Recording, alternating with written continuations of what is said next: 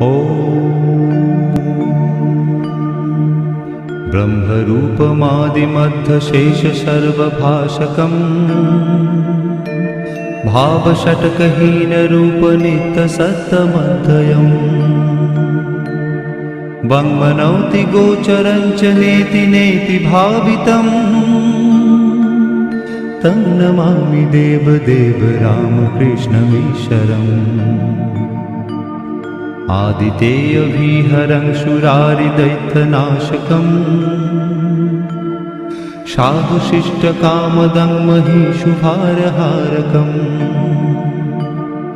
सद्मरूपतत्तकं युगे युगे च दर्शितम् तं नमामि देवदेव रामकृष्णमीश्वरम्